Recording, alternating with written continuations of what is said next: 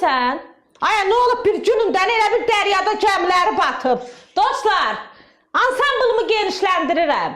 Gündüzlər maklerlik, axşamlar da toylara. Ansamblımızın yeni üzvü Mehman Dağlaroğlu, musiqiçimiz, müğənnimiz Camil Kərimli, meyxanaçımız da Turan Türkoğlu. Mən də tamadanız. Ay, bir qəşəng qafiyə de görüm gəlsin. De görüm tez ol. Nə olur bir xoda düşdün, hə? Olanda toy bisat səsləyin bizi, çox gözəldir həyat səsləyin bizi. Olanda toy bisat səsləyin bizi, çox gözəldir həyat səsləyin bizi. Bizi çağırın həmişə toy ziyafətə, biz də xidmət eyləyək bu millətə. Məclisə gəlmərik baha qiymətə, varsa 5-10 manat səsləyin bizi, varsa 5-10 manat səsləyin bizi. Olanda toy bisat səsləyin bizi.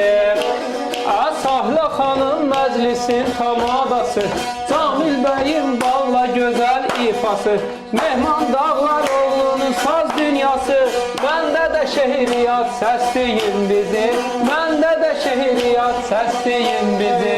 Ay şirinim, ay şəkərim, gəl o gəl gəl. Ay şirinim, ay şəkərim, gəl mənim o gəl gəl. Yandım aman, öldüm aman, yandım aman, öldüm aman. Ay şirinim, ay şəkərim, gəl mənim o gəl gəl.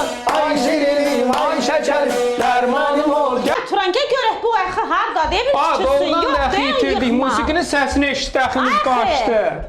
Ay əxi. Ay axı.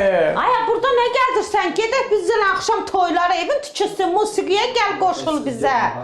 Niyə? Ay, evinə çörək pul apar, evin Ay, elə- haram deyil. Belə etmək haramdır, evin tikilsin. Dəhşətsən, evin yıxılmasın. Heç nə. Dostlar, kimin məclisi olsa, aşığımız Mehman Dağlaroğlu, müğənnimiz Camil Kərimli, meyxanada Turan Türkoğlu, Tamadanız gözəl mən. tamadamız Sahilə İrəvanlı.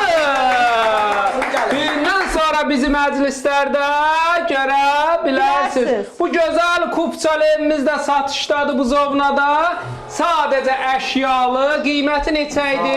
83 manat. 83.000 manat ay axı. Buranı da çək, Turan. Buranı da çək.